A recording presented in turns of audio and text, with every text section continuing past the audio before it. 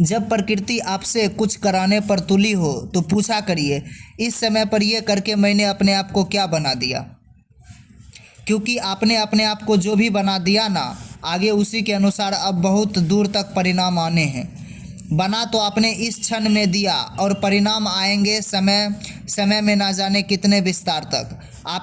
आपके एक निर्णय से जो धारा फूटेगी वो ना जाने कहाँ तक बहेगी, और फिर उस धारा पर आपका कोई जोर चलने नहीं वाला। आपने तो बस अपनी बेहोशी में एक निर्णय कर डाला था, अब वो पता नहीं कहाँ तक जाना। देखिए ना, निर्णय कहाँ से शुरू हुआ। अहम बेचारे से ना समझी में, बेहोशी में, नादानी में भूल हो गई कि वो बन बैठा प्रकृतिस्थ। और 4 कदम नीचे आते हैं तो उसके नाम के साथ क्या जुड़ गया? मिथ्याचारी। अरे रे रे रे रे, उसने ये थोड़ी चुना था कि कपटी कहलाऊं, मिथ्याचारी कहलाऊं। उसने तो बस ऐसे ही एक बेहोशी के क्षण में, एक रूमानी के क्षण में, एक रंगीन क्षण में प्रकृति का चुनाव कर लिया था। और वो देखो, जरा सा नीचे आया और कपटी कहलाया। और फिर बोलेगा, अरे तब सोचा नहीं था बात इतनी दूर तक आ सकती है।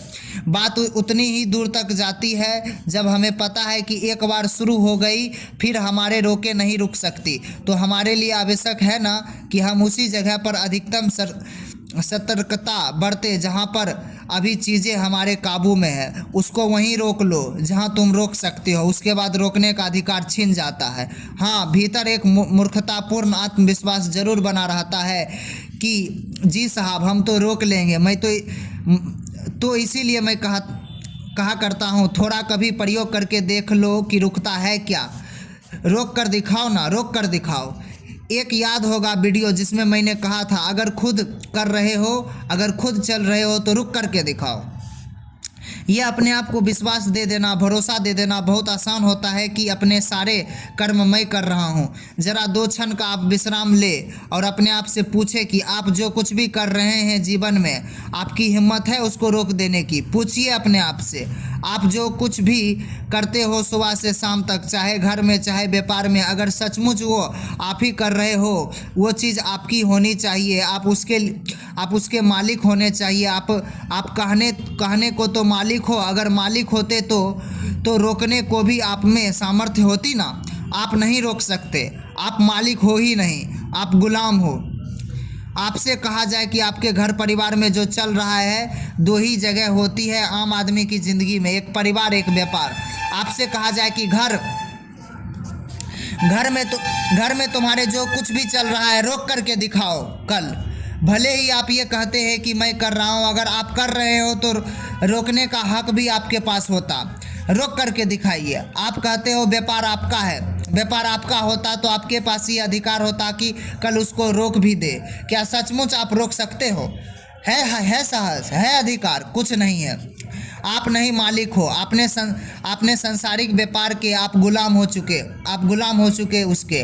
वो आगे हैं, आप पीछे हो। वो अपनी एक प्राकृतिक गति पकड़ चुका है, आप उसके पीछे पीछे दौड़ रहे हो गुलाम की तरह। आप उसके आगे नहीं, आप उसके पीछे हो। और वो आपके अब जैसे जैसे नचाता है आप नाचते हो। कहने को आप कहते हो कि मैं इसकी नीति निर्धाता हूँ, मैं अपने परिवार का मुखिया हूँ, मैं अपने व्यापार का प्रमुख हूँ। पर अपने आप से पूछिएगा कि आप मुखिया हो, प्रमुख हो, या आप बस पीछे पीछे नाचने वाले हो? आप आज्ञा देते हो या आज्ञा पालन करते हो? अपने आप से पूछिएगा। समझ में आ रही है बात? विश्वास भर रहता है मैंने शुरू किया है तो चीज़ मेरी है। आम आदमी में ये विश्वास भरा होता है कि मैंने शुरू किया है ना तो चीज़ मेरी है। नहीं साहब, वो आपकी तब तक थी जब तक आपके पास ये विकल्प था कि आप शुरू करें कि ना करें। एक बार आपने प्रकृतिगत निर्णय ले लिया, उसके बाद आपका विकल्प आपके साथ से छिन गया। अपनी मुक्तेच्छा का बलिदान देकर हम प्रकृतिस्थ होते हैं। बोलो, ये छोटी कीमत है कि बड़ी? जिसने प्रकृति को चुन लिया उसने अपने चुनने को अधिकार गवा दिया। जिसने अपनी आज़ादी में गुलामी को चुन लिया उसने गुलामी को चुनकर अब अपने चुनने का अधिकार को गवा दिया। आप चुनने के लिए आज़ाद थे, उस आज़ादी में आपने क्या चुना? गुलामी। और गुलामी चुनकर ये हुआ कि अब कभी भी आप कुछ और नहीं चुन पाएंगे, क्योंकि गुलाम को चुनने की छूट नहीं होती। तो कुल मिलाकर सारा अध्यात्म यही है कि बेटा, तुम्हें मुक्ति तो मिली हुई है, पर उसी मुक्ति का उपयोग करके अगर तुम बंधन का वरण करोगे तो तुमने अपनी मुक्ति भी गवा दी।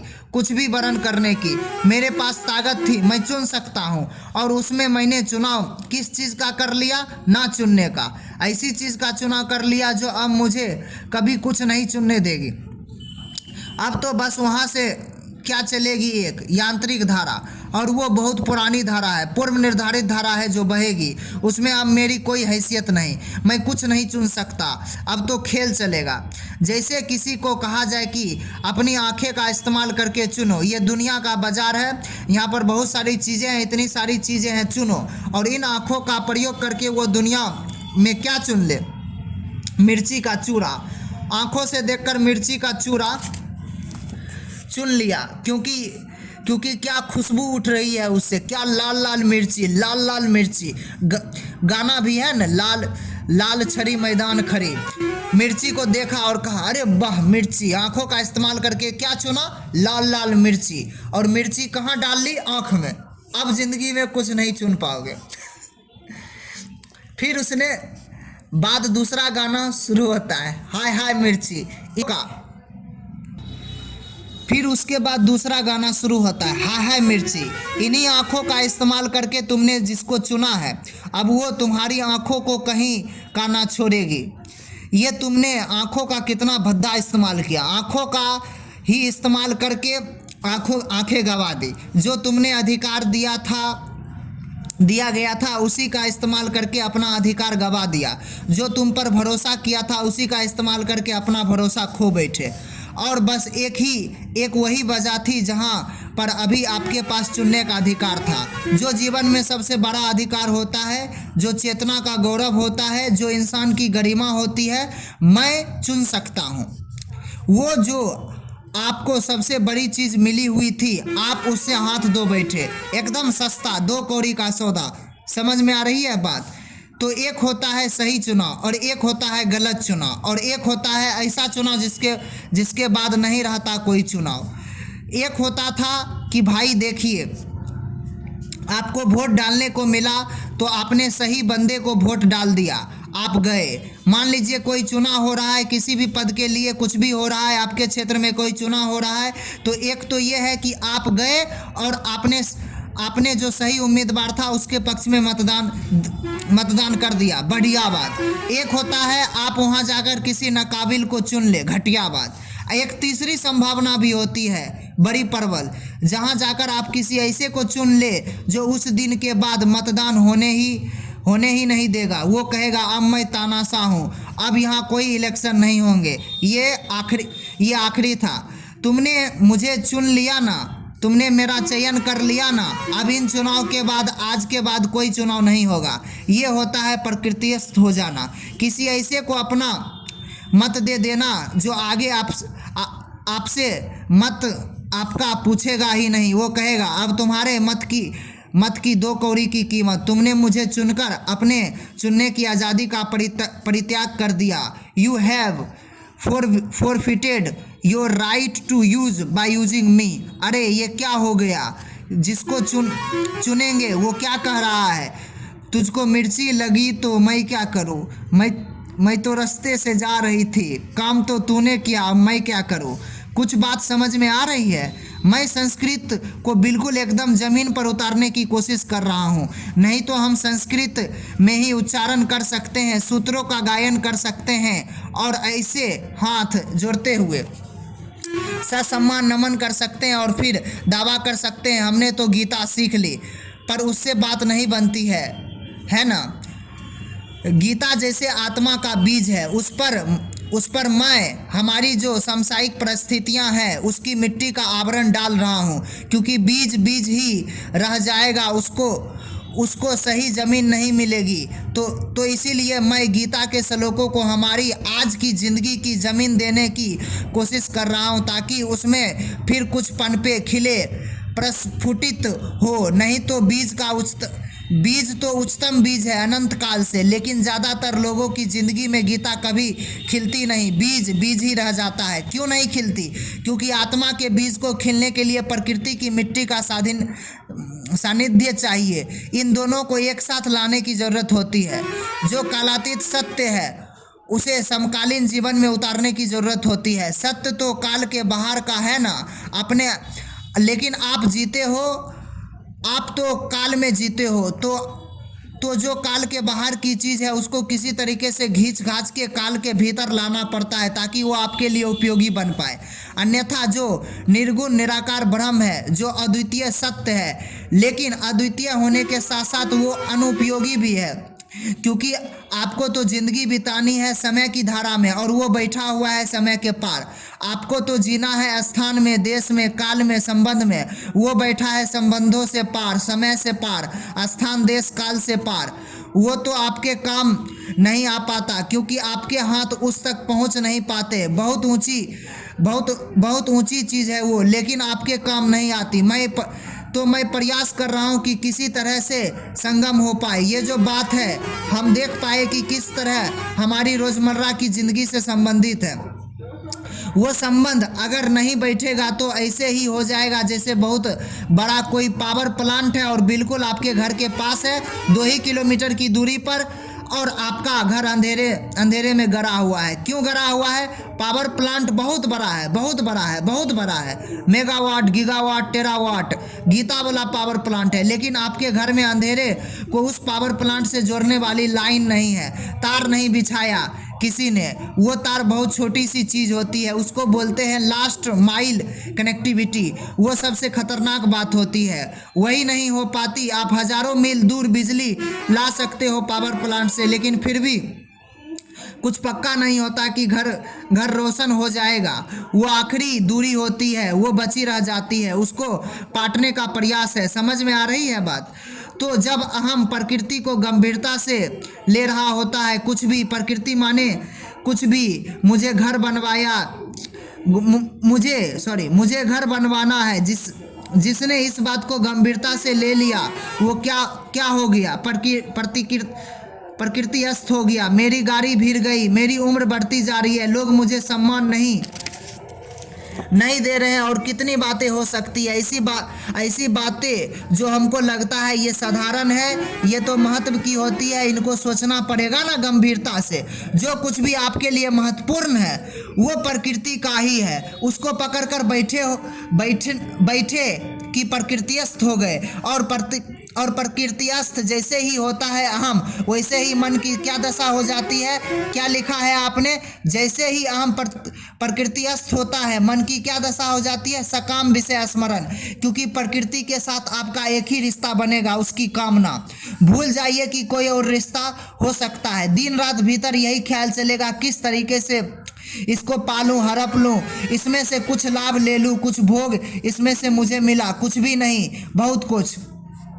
प्रकृति के साथ और कोई रिश्ता नहीं होता, किसी भी विषय के साथ और कोई नहीं रिश्ता होता। अगर आप प्रकृतिस्थ हैं तो किसी भी विषय के साथ, यहाँ तक कि अपनी देह के साथ, यहाँ तक कि अपनी बुद्धि के साथ, यहाँ तक कि अपनी स्मृतियों के साथ भी एक ही रिश्ता होता है। क्या? भोग, सकाम विषय चिंतन। तो मन की दशा रहती है सकाम विषय चिंतन की। ठीक, जब सकाम विषय चिंतन की मन की दशा रहती है तो कर्म की क्या दशा रहती है? असहज ऊपरी संयम। ये कहते हैं देखो अब हम तो धार्मिक आदमी हैं और बहुत दिनों से गीता पढ़ रहे हैं, तो मन भले ही विषय लोलुप हो रहा है, लेकिन ऊपर ऊपर दिखावा है कि संयम है, तो ये संयम का चोला पहनते हैं। ये फिर असहज आचरण करते हैं और इनके आचरण को देखेगा तो यही लगेगा कि वाह, ऐसा धार्मिक इंसान कभी देखा नहीं। एकदम सोच समझ कर रखता है, तयशुदा होता है। मजाल है कि तयशुदा रास्ते से ये जरा भी विचलित हो जाए। एकदम शुद्ध आचरण है। वो जो आचरण की शुद्धता है, कृष्ण कह रहे हैं कि वो झूठी है, वो कपट है, वो असहजता है। ये व्यक्ति लगातार अपने कर्म मात्र पर निगाहें रखे हुए हैं, क्योंकि इसको पता है कि भीतर इनसे कोई और ही खिचड़ी पक रही है। इसे पता है कि अगर निगाह नहीं रखेगा कर्म पर तो कर्म एकदम उपद्रवी हो जाएगा, बावला हो जाएगा। मन जो कुछ सोच रहा है अगर हाथ पांव वही करने लगे तो इसको तो जेल हो जाएगी या पागल खाने में फेंक दिया जाएगा। तो ये आदमी लगातार फिर अपने हाथ पांव पर, अपनी गतिविधियों पर, अपनी बाहरी गतिविधियों पर बड़ी पैनी नज़र और सख्त पाबंदी रखता है। ये अपने आप को एक क्षण भी मौका नहीं देता सहज हो पाने का। कहता है अगर मैं सहज हुआ तो मतलब अनियंत्रित हुआ। अगर मैंने अपने आप को थोड़ा भी ढील दी तो ना जाने मैं फिर क्या कर बैठूंगा। यही तो लोग कहते हैं जिसको जब ढील देने का मौका मिलता है वो भयानक उपद्रव करते हैं तो फिर पकड़ में नहीं आते, क्योंकि इन्होंने अपने आप को एकदम दमित करके रखा होता है। भीतर उबाल है, भयानक उबाल है, बाहर संयम है। तो फिर बीच में इसके लिए ज़रूरी हो जाता है कि ये इधर उधर भागते हैं, वहाँ जाकर ये भीतर के उबाल को थोड़ी सी गुंजाइश दे सके, कुछ राहत दे सके। वो शहर भर के सदाचारी कहलाते हैं, परिवार में बड़े सम्मानित है, धार्मिक लगातार इसका आचरण रहता है। लेकिन हर साल दो साल में एक बार हफ्ते में इसको बैंकॉक जाना पड़ता है, उसके बिना फट ही जाएगा प्रेशर कुकर। ये होता है असहज संयम, ये होता है बाहरी दमन कर्मेंद्रियों का। आ रही है बात समझ में? अब जो इनको बिल्कुल विपरीत दूसरे आयाम का जीव है उसके बारे में क्या कह रहे हैं? कह रहे हैं कि उसने एक ठीक फैसला करना था, कर लिया, उसके बाद अब वो कोई फैसला करता नहीं। अब उसने फैसला करके अपने आप को जिसके हाथों सौंप दिया उसके सारे फैसले वो क्या करता है। समझ में आ रही है बात? वो एक जो उसका फैसला है वो फैसला ही यही है कि मैंने मुक्त को अपनी मुक्ति सौंप दी। एक तरह से ये तो आत्मस्थ व्यक्ति है, गुलामी ये भी कर रहा है, पर चूंकि ये मुक्त की गुलामी कर रहा है इसीलिए इसकी गुलामी का दूसरा नाम है परम मुक्ति। तो मुक्ति और कुछ नहीं। जो जवान लोग यहाँ बैठे हो जिन्हें आज़ादी बहुत प्यारी हो, फ्रीडम की बातें करते हो, उनसे बता देता हूँ अगर आज़ादी चाहिए हो तो आज़ाद की गुलामी कर लो, उसी का नाम आज़ादी है। मुक्ति का दास हो जाना ही मुक्ति की अवस्था है। आत्मा के सामने निर्विकल्प हो जाना ही अनंत मुक्ति है। आत्मा को अपनी मुक्ति सौंप दी और निर्विकल्प हो गए। अब हमारे पास विकल्प नहीं कि जो अपने आप को दिया वो वापस ले ले। एक बार दे दिया तो दे दिया। जिसने अपनी मुक्ति समर्पित कर दी सत्य को, उसको अनंत मुक्ति प्राप्त हो गई। उसको इतनी मुक्ति प्राप्त हो गई कि अब उसे मुक्ति की परवाह नहीं करनी पड़ती। मुक्ति की परवाह तो वो करे ना जो अभी बंधन में हो। उसे अब मुक्ति की परवाह नहीं करनी है, वो मस्त हो गया है, उसके बंधन ही नहीं है। वो क्यों परवाह करेगा मुक्ति की? उसके बंधन ही नहीं है, अब वो अपनी भी क्यों परवाह करेगा? नतीजा ये होता है कि उसकी मानसिक दशा देखिए क्या लिखी है आपने कि अब जब वो चिंतन करता है तो वो होता है निष्काम विषय चिंतन, या फिर अपने आप को देख लेता है आत्म अवलोकन, या फिर भी नहीं कहना चाहिए, ये दोनों साथ साथ चलते हैं, इधर उधर नहीं एंड है। तो उसका मन जब भी चलता है स्वयं को देखता रहता है। स्वयं को देखता है तो दो ही चीज़ें दिखाई देती है, या तो आत्मा की ओर जा रहा है या वो आत्मा की गोद में बैठा हुआ है। तो ये है आत्म अवलोकन। वो फिर बाहर को देखता है तो इसीलिए नहीं कि बाहर से कुछ पा लेगा, बल्कि निष्काम विषय चिंतन, वो इन दोनों के साथ साथ देख रहा होता है। और अगर आप इसकी तुलना करेंगे मिथ्याचारी से तो वहाँ एक चीज़ आप अनुपस्थित पाएंगे, आत्म अवलोकन। वो बिल्कुल नहीं कर सकता। मिथ्याचारी जब सोचता है तो वो सिर्फ सोच रहा है बाहर के बारे में। सदाचारी जब सोचता है बाहर के बारे में तो बाहर और अंदर दोनों के बारे में सोच रहा है, या कह दीजिए देख रहा है, दोनों एक साथ। ये बहुत बड़ा अंतर है। जो मिथ्याचारी है उसके लिए बहुत आवश्यक है कि स्वयं को ना देखे। बड़ी दुर्दशा है, क्या करोगे देखकर? सड़ी गली चीज़ बदबू मार रही है, उसको देखने का जी किसका करता है? तो जिसको हम बोलते हैं सेल्फ ऑब्जर्वेशन, आत्म अवलोकन, वो बड़ी गड़बड़ चीज़ होती है ना? नहीं होती है। आपके अनुभव में आया होगा, आपको बड़ी चोट लग गई हो, कहीं पर बहुत जल गया हो या कट गया हो या रगड़ गए हो, दुर्घटना हुई सड़क पर, सड़क में भी रगड़ गया हाथ या पाँव, और फिर उस पर पट्टी वट्टी बांध दी गई है, मन नहीं करता कि पट्टी खुले और भीतर का घाव दिखे।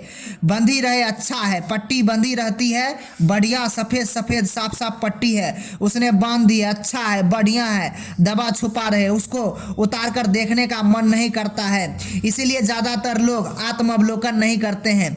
जो हम बोलते हैं ना कि अपने आप को क्यों नहीं देख पाते, सेल्फ ऑब्जर्वेशन क्यों नहीं हो पाता, वो इसीलिए नहीं हो पाता क्योंकि देखोगे तो बुरा लगेगा, देखेगो तो चोट लगेगी। सूरत ही ऐसी है, ऐसी है कि आईना मुंह चिढ़ाता है, कैसे खड़े हो दर्पण के समक्ष। आ रही है बात समझ में? आत्मा के साथ आप हो जाते हो ना, वो प्यार है। वो क्या है? वो प्यार है। आप भी प्यारे हो जाते हो। अब आईने से कोई डर या कोप्त नहीं रह जाता। अब अपने आप को देख सकते हो, खुद पर ही प्यार आ जाता है। हम चूंकि प्यार के हैं इसीलिए हम भी प्यारे हैं, नहीं तो ऐसा बदहाल चेहरा कौन अपने आप को देखे। और फिर अपने आप को देखो तो इंसान की बात ये होती है कि अपने पर ही थूक भी दो और बुरा लगेगा। तो इससे भला है कि खुद से ही नजरें चुराए रहे। ये है ज़्यादातर लोगों की दशा। उसने दुनिया के किसी भी विषय पर बात कर लो, वो कर लेंगे। उनसे कहो अब जरा आपके दिल की हाल की थोड़ी सी बात हो। नहीं ये तो नहीं, थोड़ी सी गुफ्तगू। नहीं साहब, इस विषय पर हमें कोई चर्चा नहीं करनी है। और हम में से भी बात कर लीजिए, ये हाल या दिल तो हम नहीं बता